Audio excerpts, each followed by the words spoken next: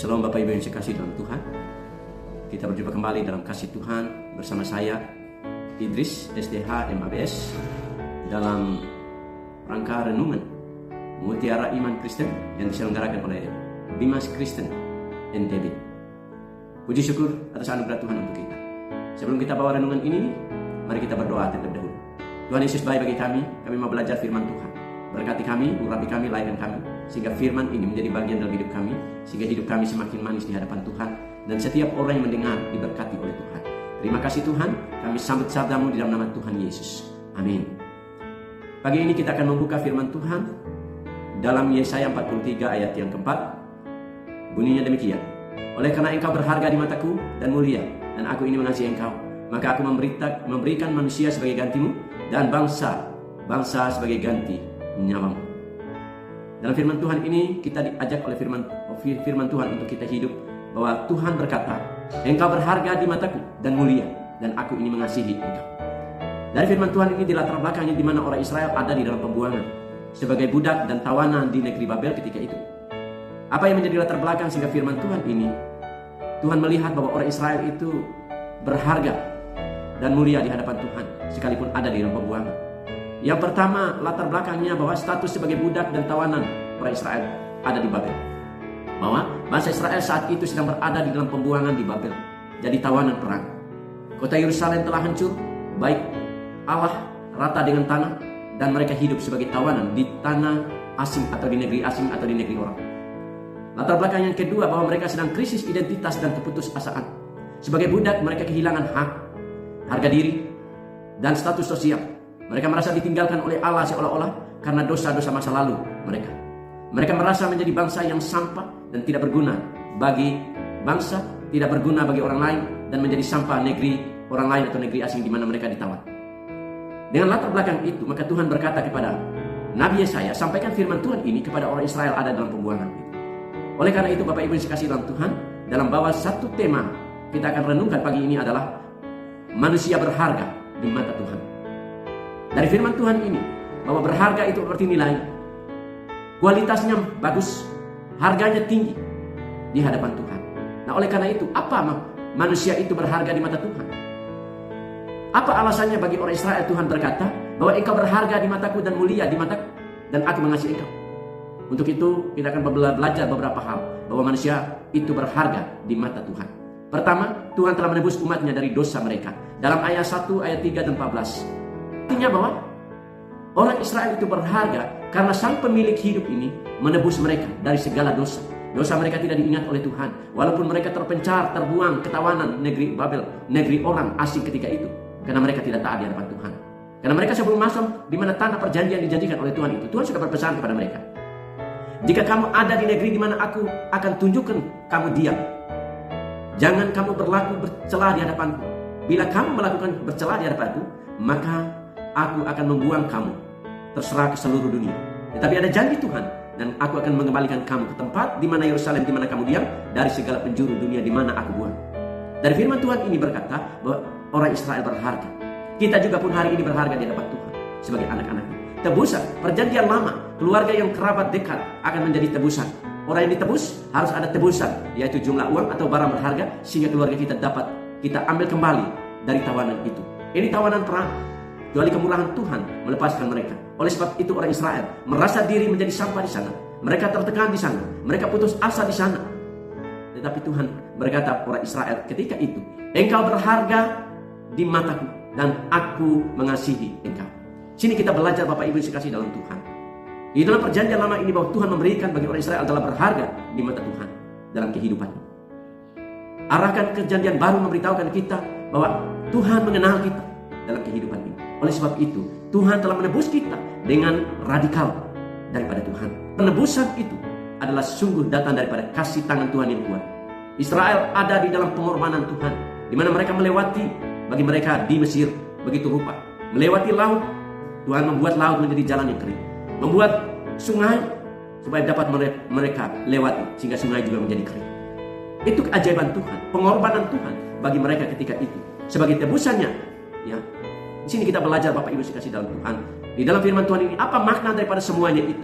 Pengorbanan menebus, gaal, menebus berarti membayar harga untuk membebaskan tawanan. Status kita di hadapan Allah telah dibayar lunas oleh Tuhan Yesus ketika kita percaya kepadanya.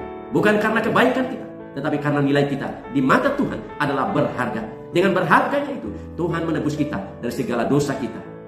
Apakah aplikasinya bagi kita dalam masa modern ini? Karena itu, jangan kemerdekaan kita dibebaskan atau diikat oleh rasa bersalah bagi kita pada masa lalu.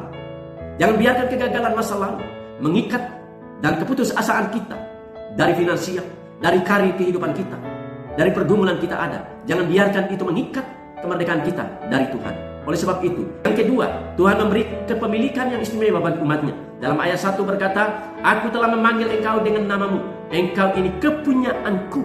Menunjukkan bahwa kita bukan sekedar bangsa atau masa yang tidak dikenal ketika itu, melainkan kita adalah dikenal oleh Tuhan. Milik Tuhan. Allah tahu nama kita secara spesifik. Kita adalah milik sahnya yang paling istimewa di muka bumi ini. Ciptaan Tuhan yang paling istimewa adalah manusia kita. Oleh sebab itu, Tuhan memberikan identitas kita. Di mana orang Israel ketika itu kehilangan identitas. Mereka tidak menyadari diri. Mereka merasa terkungkung orang lain menghina mereka. Kamu menjadi budak di negeri kami. Kamu menjadi tawanan di negeri kami. Kamu hanya sebagai alat untuk melangsungkan ekonomi kami saja. Engkau bekerja keras di negeri kami, menjadi budak, menjadi tawanan bagi kami. Kamu tidak berharga. Karena ketika orang itu ada di negeri orang itu berharga kalau orang itu berbuat sesuatu bagi orang lain.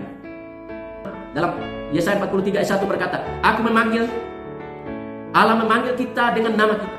Yesus mengenapi nama itu dipanggil. Domba kita adalah domba-domba Allah.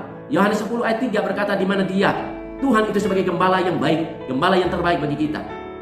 Tuhan Yesus berkata, Injil Yohanes pasal 10 ayat 3, memanggil domba-dombanya masing-masing menurut namanya dan menuntunnya keluar menuju padang rumput yang hijau dan air yang tenang. Tuhan memanggil kita dengan nama yang Tuhan berikan bagi kita masing-masing. Sebagaimana tadi, istimewa. Sekalipun manusia menganggap engkau sampah, tetapi Tuhan adalah memberikan kita label, memberikan kita status. Identitas kita adalah berharga di mata Tuhan, mulia di hadapan Tuhan. Ketika kita diberikan nama baru, maka kita menjadi manusia ciptaan baru. Nubuat tentang hal-hal baru dalam Yesaya 43 ayat 19 mewujud menyatakan secara rohani di dalam 2 Korintus 5 ayat 17. Mengingatkan kita di sini sebagai orang percaya. Setiap kita yang ada dalam Kristus. Sejak kapan kita ada dalam Kristus? Sejak kita mengakui diri, Dia adalah Tuhan saya, Dia adalah juru selamat pribadi saya, penyelamat hidup saya di dunia ini dan di dunia akhirat nanti. Dialah penyelamat saya satu-satu. Oleh sebab itu Bapak Ibu yang saya kasih dalam Tuhan, firman Tuhan mengingatkan kita semua sebagai orang percaya. Mari kita belajar hidup sebagai anak-anaknya di dalam Tuhan, sehingga kehidupan kita menjadi orang percaya adalah identitas yang baru dari Tuhan untuk kita. Identitas kepemilikan yang sangat intim dari Tuhan dalam ayat 1. Aku telah memanggil engkau dengan namamu. Engkau ini kepunyaanku. Berarti kita milik kepunyaan Tuhan. Apa makna daripada ayat itu? Menunjukkan hubungan kita dengan Allah secara pribadi yang sangat intim di hadapan Tuhan. Secara pribadi, bukan sekedar pembicaraan belakang, bukan sekedar secara tulis nama kita di sana, secara statistik mungkin di pemerintah. Oh, dia adalah orang Kristen. Di kota ini sekian orang Kristen tercatat di statistik pemerintah. Tetapi Tuhan berkata identitas yang baru bagi kita. Kita adalah ciptaan baru. Kepemilikannya adalah Allah sendiri bagi kita. Tidak mungkin Tuhan membuang milik kepunyaannya sebagaimana orang Israel. Mungkin kami sudah terbuang. Mungkin orang Israel bertanya, kami sudah dilupakan oleh Tuhan kami. Seolah-olah. Tetapi Tuhan tidak pernah melupakan mereka. Sehingga Tuhan berkata bahwa engkau kepunyaanku. Engkau telah memanggil. Aku panggil engkau dengan namamu. Dan engkau ini kepunyaanku. Menunjukkan hubungan pribadi kita dengan Allah yang kekal itu. Dengan sangat intim. Dengan sangat pribadi. Oleh karena itu, refleksinya bagi kita yang hidup pada zaman modern ini. Dunia modern yang memperlakukan manusia sebagai angka jaminan sosial. Atau menomor pegawai kita sebagai jabatan kita. Target pasar kita mungkin menjadi idola bagi orang lain. Betapa melegakannya kalau kita mendengar orang lain memuji kita. Tetapi ada satu pemuji sampai pilih kehidupan kita adalah Tuhan Allah yang kekal. Bahwa engkau milik kepunyaan. Engkau adalah istimewa bagiku. Engkau berharga di hadapanku. Oleh sebab itu, jangan lagi merasa putus asa ketika engkau menghadapi pergumulan hidup. Yang terakhir, ketiga, manusia berharga di mata Tuhan. Tuhan adalah satu-satunya juru selamat yang mengasihi umat. Dalam ayat yang ke-4-11 dalam Yesaya 43 tadi mengingatkan kita. Firman Tuhan mengingatkan kita. Ayat 14 ayat yang ke-4 juga berkata, Oleh karena engkau berharga di mataku dan mulia, dan aku ini mengasihi engkau, maka aku memberikan manusia sebagai gantimu dan bangsa-bangsa sebagai ganti nyawamu. Mengingatkan kita bahwa Tuhan menganggap kita berharga di mata Tuhan dan mulia di hadapan Tuhan, bernilai di hadapan Tuhan. Aku ini mengasihi engkau. Mengingatkan kita bahwa Tuhan mengasihi kita. Bukan saja Dia menjadikan milik kita atas hidupnya, menjadikan kita ini milik Tuhan, tetapi Tuhan satu-satunya juru selamat yang menyelamatkan kita, satu-satunya juru selamat yang kasihnya sejati bagi kita, bagi umatnya. Bagi orang Israel ada pembuangan, tidak ada tempat bagi mereka sebenarnya, harus putus asa dan kecewa oleh karena kesalahan mereka sendiri dibuang oleh Tuhan. Karena Tuhan sudah berkata sebagaimana saya berkata tadi, bila kamu berlaku tidak benar di hadapan Tuhan, ketika kamu ada di tempat di mana aku tunjuk dan diam di sana, aku akan cerai beraikan kamu di mana kamu tinggal, dan kamu akan cerai beraikan ke seluruh dunia. Tetapi janji, aku akan membawa pulang kamu ke Yerusalem, akan mengumpulkan kamu kembali ke seluruh dunia di mana kamu akan pergi, dan aku akan kembalikan kamu ke Yerusalem, di tempat di mana kamu berada nenek moyang. Sini kita belajar Bapak Ibu, Tuhan adalah satu-satunya juru selamat yang mengasihi kita. Tidak ada kasih yang lebih besar daripada Kristus yang telah mengorbankan nyawanya untuk kita. Tidak ada kasih yang lebih besar, Allah yang bisa sembah dalam nama Yesus, yang telah hidup kembali dari kematiannya. Kita menyembah Allah yang hidup, bukan Allah yang mati. Tidak ada pemuka agama di dunia yang telah hidup kembali setelah dia mati. Hanya Kristus Yesus Tuhan yang telah mati dan hidup kembali bagi kita. Kisah 4 ayat 12 berbunyi, dan keselamatan tidak ada dalam siapapun juga selain di dalam Dia, sebab di bawah kolong langit ini yang olehnya kita dapat diselamatkan. Tidak ada nama yang menyelamatkan kita di bawah langit ini, di atas bumi. Hanya ada di dalam nama Yesus, juru selamat kita. Sehingga Nabi Yesaya berkata tadi, menyampaikan kepada orang Israel, Dialah Tuhan satu-satunya juru selamat kita yang telah mengasihi kita. Oleh karena itu Bapak Ibu, apakah aplikasinya bagi kita secara di dalam dunia modern hari ini bagi kita?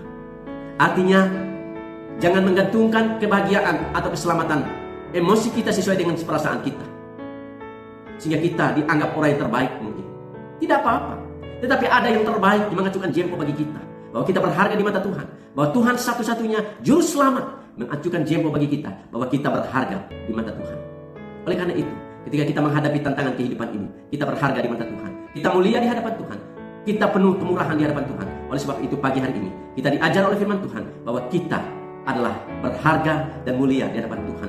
Mari ambil keputusan untuk mengasihi Tuhan. Dialah juru selamat kita satu-satunya. Bahwa kita di hadapan Tuhan ketika kita mengaku Dia juru selamat, ketika kita mengaku Dia adalah Tuhan atas hidup kita, menyelamatkan kita satu-satunya, sejak itu pula Tuhan menerima kita sebagai anak-anak ketebusanya dengan kasih yang kekal, sehingga kita dipandang oleh Tuhan, engkau berharga dan mulia di hadapan Tuhan.